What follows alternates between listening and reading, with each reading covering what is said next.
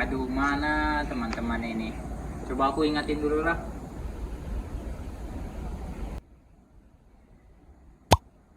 Kalian udah gimana ya?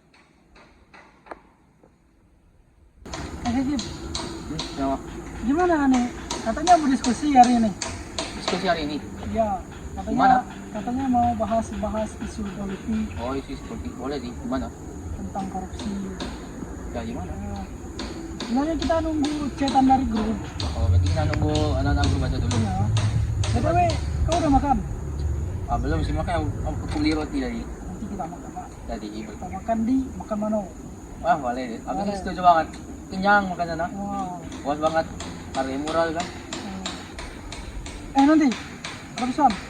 Besar. Coba lihat grup.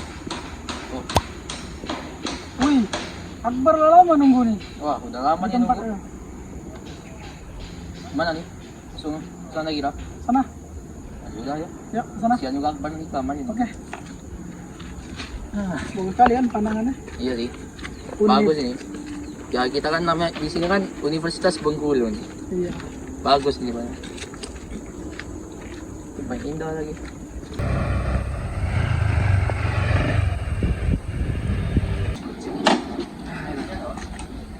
Duh, Eris, Akbarnya ngecek nih. Apa katanya?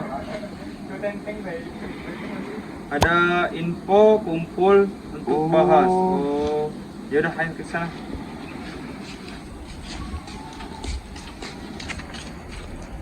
Weh, udah lama nunggu bang. Udah nih. Duduk sini sini. Hai. Kita masuk duduk di sini aja yuk. Yuk, yuk. Nah, Yang lain mana? belum pada datangnya, mungkin sebentar lagi nyampe. Oh, Lambat ya. Ya. oke. Tadi ada urusan sedikit. Ya, duduk. Duduk di sini. Kawan-kawan. Sepertinya Indonesia nih sedang mengalami kasus yang sangat mengerikan. Apa itu? Apaan itu? Korupsi sampai triliun. Sampai buat Indonesia ini terpuruk nak. Karena korupsi apa sih? Korupsi itu didefinisikan sebagai penyalahgunaan uang negara. Jadi menyalahgunakan. Menyalahgunakan.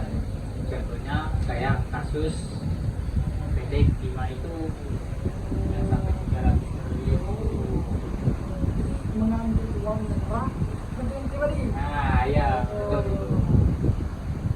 Sebenarnya korupsi itu masuk ke pelanggaran pasal berapa? Iya ya, pasal berapa ya? Jadi kawan, pasal yang mengatur tentang tindakan korupsi seperti yang kita lihat di sini di dalam KUHP ini, landasan hukum utama pemberantasan korupsi di Indonesia adalah Undang-Undang Nomor 131 Tahun 1999 tentang pemberantasan tindak pidana korupsi tipikor yang diubah oleh Undang-Undang Nomor 20 Tahun 2001 serta Undang-Undang Nomor 30 Tahun 2002 tentang Komisi Pemberantasan Tindakan Pidana Korupsi atau yang kita singkat dengan KPK. Kemudian, undang-undang ini mendefinisikan korupsi sebagai perbuatan yang melawan hukum melibatkan penyalahgunaan kewenangan untuk memperkaya diri sendiri, orang lain, atau korporasi. Serta merugikan keuangan negara yang sebelumnya dasar hukum yang mencakup Undang-Undang Nomor 3 Tahun 1971 dan Undang-Undang Nomor 28 Tahun 1999 tentang penyelenggaraan negara bebas dari KKN. Begitu, Pak. Oh, jadi begitu ya landasan hukumnya. Terus cara pencegahannya gimana sih? Oh, aku tahu gimana cara mencegah korupsi. Jadi caranya kayak gini. Pertama itu ada dengan cara memperkuat penegakan hukum, meningkatkan transparansi, pendidikan anti korupsi, peningkatan kesejahteraan pegawai publik, membangun sistem pengawasan yang kuat, dan penggunaan teknologi digital. Oh, jadi begitu ya. Pakai transparansi. Ya, bisa begitu. Supaya tahu semua kebenarannya. Ya. Nah. Oh, boleh juga tuh. Ya. Oh, jadi seperti itu ya, Kip, cara pencegahan dari tindakan korupsi itu tersendiri. Kemudian, apa sih manfaat kalau kita mencegah tindakan korupsi itu? Oh, kalau manfaat aku tahu kan. Tujuan dan manfaat untuk mencegah korupsi itu yang pertama adalah mencegah kerugian negara dan juga masyarakat.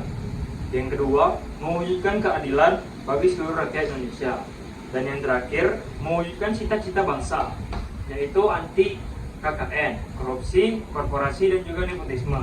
Dan juga manfaat pencegahan korupsi, satu, peningkatan kualitas layanan publik. Yang kedua, peningkatan investasi. Dan yang terakhir, menjaga stabilitas ekonomi. Jadi begitu. Oke, aku jadi tahu apa itu manfaat dari kita kalau mencegah tindakan korupsi. Ya, sebenarnya manfaatnya itu sangat penting. Tapi kenapa ya negara kita ini banyak banget korupsi? Bingung juga. Jadi kawan-kawan, ketika kalian sudah menjadi pejabat atau petinggi dari Indonesia ini, kalian jangan menyalahkan kewenangan, di mana kalian memakai dana yang seharusnya dialokasikan ke pendidikan, kesehatan maupun fasilitas umum, tetapi kalian mengantongi dana tersebut untuk kepentingan pribadi, bukan melainkan untuk kepentingan masyarakat. Jadi, marilah kita jaga bumi lestari ini, jaga bangsa ini, agar terciptanya negara satu kesatuan, kemudian katakan tidak pada korupsi.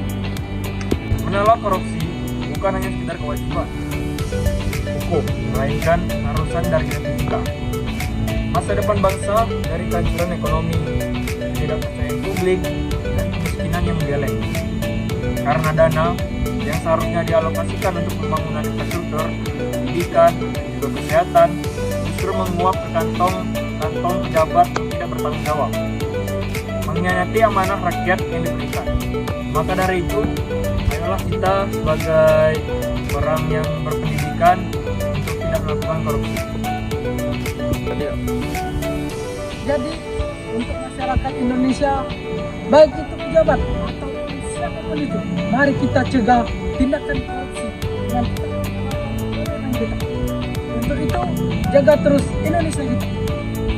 Korupsi adalah parasit ganas yang menggerogoti batang tubuh negara dari dalam, merusak sendiri kehidupan masyarakat dan mematikan harapan kecil rakyat kecil.